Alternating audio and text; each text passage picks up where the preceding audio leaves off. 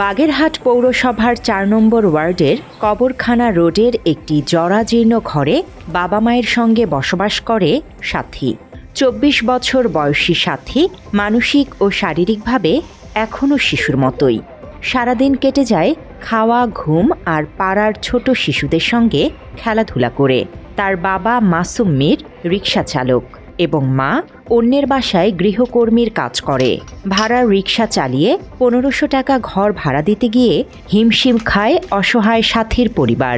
সংসার চালানোই যেখানে কঠিন, সেখানে সাথীর চিকিৎসা করানোটা বিলাসিতা তাদের কাছে।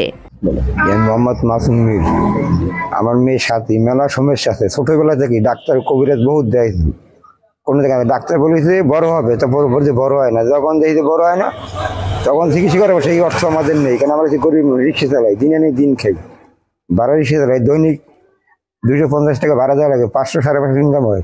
তাদের নিজের কাঁচা বাজার, ঘর ভাড়া, সংসার চলে না। মেয়ের চিকিৎসা করাইতে পারতেছি না, থাকার জায়গা নেই। এদিকে ভাড়া থাকি, তাও ঘর ভাড়া বাদ দিতে থাকে, ইনকাম আসছে না। তা ঘর ভাড়া দেবো কি দিয়ে, মা জানবো। সরকারিভাবে প্রতিবন্ধী ভাতা পেলেও সেই অর্থে যথাযথ চিকিৎসা করানো সম্ভব না। তবে চিকিৎসকের পরামর্শ অনুযায়ী নিয়মিত ঔষধ ও চিকিৎসা ছাড়া তার শারীরিক অবস্থা আরও খারাপ হতে পারে বলে জানিয়েছেন পরিবার। স্থানীয়রা সাথীর চিকিৎসা ও বাসস্থানের ব্যবস্থা করতে প্রশাসন ও সমাজের বিত্তবানদের সহায়তার প্রয়োজন বলে মনে করেন। মাত্র ৩০% টাকায় জমির মালিক হয়ে নতুন বাংলাদেশের গড়ে তোলার স্বপ্ন দেখা বাংলা বসতি। আর্থসামাজিকভাবে হোক, সরকারি বেসরকারি যে প্রতিষ্ঠানগুলো আছে, সবাই যদি একটু সাহায্যের হাত ওর দিকে বাড়িয়ে দেয়, তাহলে হয়তো বা ওর একটা বসত বিটারও ব্যবস্থা হতে পারে। ও যেন ভালো পরিবেশে সেইভাবে যতদিন বেঁচে থাকে সেইভাবে যেন থাকতে পারে। ওর ভালো জামা কাপড় দরকার, ভালো খাদ্য দরকার, এবং ওর মা বাবা ওরে নিয়ে যেন ভালোভাবে যেন সমাজে বসবাস করতে পারে।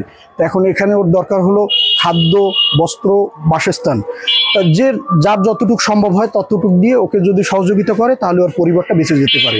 সাথীর পরিবার দীর্ঘদিন ধরে মানবেতর জীবন যাপন করছে। পরিবারটি একটি স্থায়ী ঘর এবং চিকিৎসা সহায়তা পেতে প্রশাসন ও সমাজের বিত্তবান মানুষদের সহযোগিতা প্রার্থনা করেছেন। Desk report, Bangla addition.